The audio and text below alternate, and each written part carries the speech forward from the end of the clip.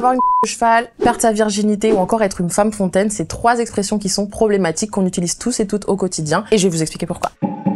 Avoir une de cheval, c'est l'illustration même d'une société et d'une pression de la performance et d'une dictature de la performance qui est quand même très présente aujourd'hui. Qui plus est, renforcée par toute l'industrie mainstream de la pornographie où vraiment, en fait, si on n'a pas un pénis de 24 cm, on va nous mettre automatiquement dans la catégorie un petit peu des mauvais coups. Moi, je l'ai déjà ressenti avec tout un tas de partenaires qui presque s'excusaient de pas avoir une énorme. Faut pas complexer vis-à-vis de ça. Ça ramène en plus de ça l'acte sexuel et la personne à un truc animal et ça nous éloigne d'un truc qui est censé être sincère, qui est censé être dans l'émotion, qui est censé être joyeux, qui est censé être dans le consentement. On va pas commencer à shamer les de cheval, mais j'ai pas non plus envie de shamer les personnes qui ont pas de cheval. Voilà.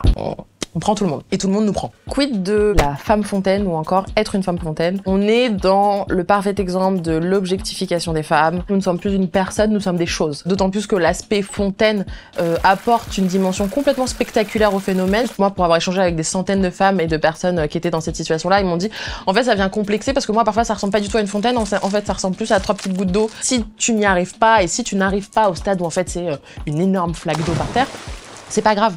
Pour la plupart, ça se passe pas forcément comme ça. Cette expression, j'ai tendance à peut-être la mettre de côté et plus utiliser la terminologie qui sort de l'anglais, qui est squirtée, qui du coup ramène pas ça à un phénomène, mais à l'action d'être en train de. Et je trouve ça beaucoup plus intéressant, moins complexant. Et je sais pas, moi je vois des fontaines, j'ai pas envie de ressembler à ça, quoi. Quand on parle du mot les règles, je crois que c'est le phénomène physiologique de mon corps le moins régulier, le moins réglé qui existe. Ça arrive un jour plus tôt, un jour plus tard. Parfois elle dure 7 jours, parfois elle dure 10 jours, parfois elle dure 2 jours. Je préfère appeler les règles les irrégulières pour être un petit peu plus en phase avec les fonctionnalités et les caractéristiques du phénomène quand même. Les protections hygiénique. Est-ce que c'est pour protéger la vue des autres?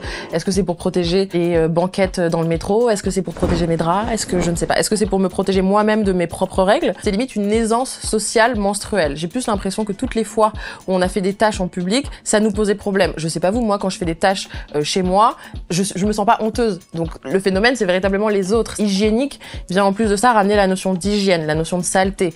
Moi quand je parle d'hygiène et de protection potentiellement hygiénique, j'ai envie de parler d'éponge, j'ai envie de parler de serpillière, de choses qui sont là pour protéger de la saleté, pour nettoyer de la saleté. Perdre sa virginité. On entend par là qu'il y a pénétration, qu'il y a eu perforation presque, alors qu'une sexualité peut commencer bien avant ça. Moi, j'ai eu l'impression de perdre ma virginité, entre guillemets, bien avant le fait d'avoir des rapports avec pénétration. Et moi, ce qui m'embête un petit peu en plus de ça, c'est que perdre sa virginité quand, je sais pas, 16, 17 ans, c'est comme si en fait on mettait un pied dans la sexualité et qu'on était déjà en train de perdre quelque chose.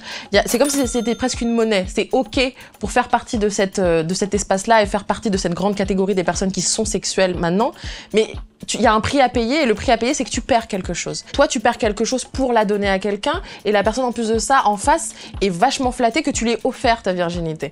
Alors en fait tu perds rien du tout. Il n'y a pas de marchandise qui se passe. La sexualité c'est vraiment un moment, un espace-temps qu'on décide de partager. Donc quid de juste faire du sexe, kiffer, jouir, orgasmer, échanger des fluides, je sais pas. Genre kiffer quoi.